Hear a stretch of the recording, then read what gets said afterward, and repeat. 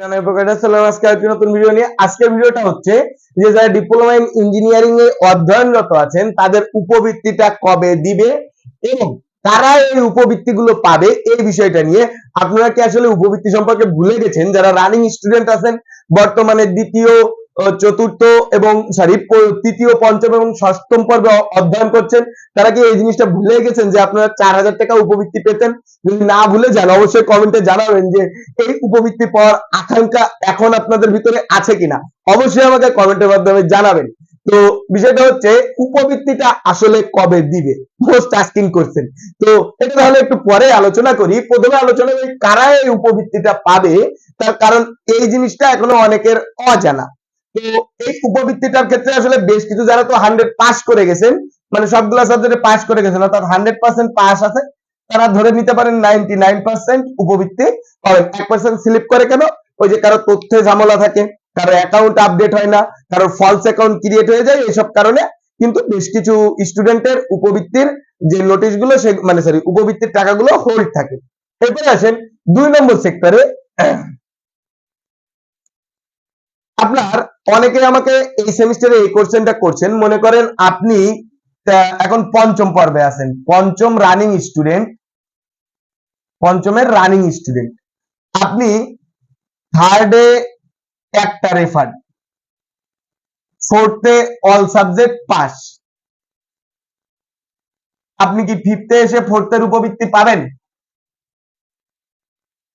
এই প্রশ্নটা আমাকে অনেকেই করছে যে ফিফথে এসে আসলে আমি উপবৃত্তি পাবো কি পাবো না। আসলে উপবৃত্তি প্রদানের ক্ষেত্রে দেখা হয় যাদের পাস রেকর্ড আছে সবগুলা সাবজেক্টে, তাদেরকে আগে চয়েস করা হয় এবং যে হার আছে উপবৃত্তি দেওয়ার, সেই হারের ভিতরে যদি আপনি পড়ে যান তাহলে আপনি পাবেন, আর যদি না পড়েন সেক্ষেত্রে আপনি পাবেন না।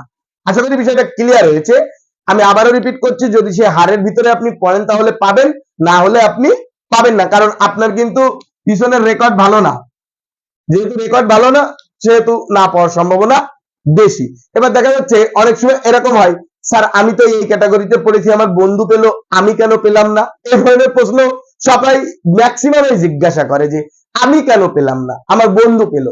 তো এটা হচ্ছে এর পরের বিষয়। আসেন যে যদি এরকম সমঝোতি হয় তো সেক্ষেত্রে বেশ কিছু নিয়ামক আছে, সেই নিয়ামকের শেষ পর্যায়ে আপনি পড়ে গেছেন যার কারণে আপনি পান নাই, আর অন্যরা তার প্রথমে পড়ে গেছে যার কারণে তারা পেয়ে গেছে। তো আশা করি বিষয়টা বুঝতে পেরেছেন। এবার আসেন যে উপবৃত্তিটা আসলে কবে দিবে।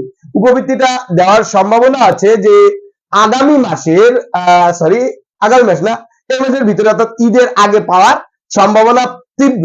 মানে ঈদের আগে আপনাদের উপবৃত্তি পাওয়ার সম্ভাবনা তীব্র। সেটা হতে পারে এই মাসের 10 থেকে 12 তারিখের ভিতরে হলে হতে পারে। যদি প্রেডিকশন মিলে যায় তাহলে অবশ্যই এই ভিডিওতে এসে একটু থ্যাঙ্কস জানিয়ে যাবেন যদি প্রেডিকশনটা মিলে যায়। তো আর যদি না মিলে তাহলে কিছু বলার নেই, তার কারণ আমি বেশ কিছু হিসাব করে দেখলাম, বিগত যতগুলো প্রেডিকশন করছি ম্যাক্সিমাম মিলে গেছে। বাট এই উপবৃত্তি আসলে দেয়, কিন্তু কবে দেয় এটা বলাই দুষ্কর। কিন্তু আমি একটা প্রেডিকশন করে পেলাম যে 10-12 তারিখের ভিতরে দিতে পারে, তাই আপনাদের জানিয়ে দিলাম, এইটাই, এছাড়া আর কিছু না। এছাড়াও আপনারা চেষ্টা করবেন আপনাদের বন্ধুদের অবশ্যই আমার চ্যানেলের সাথে যুক্ত করার জন্য, যেন তারাও এই সমস্ত ভিডিওগুলো রেগুলার খুব দ্রুত পেয়ে যায়। সবাই ভালো থাকবেন, সুস্থ থাকবেন।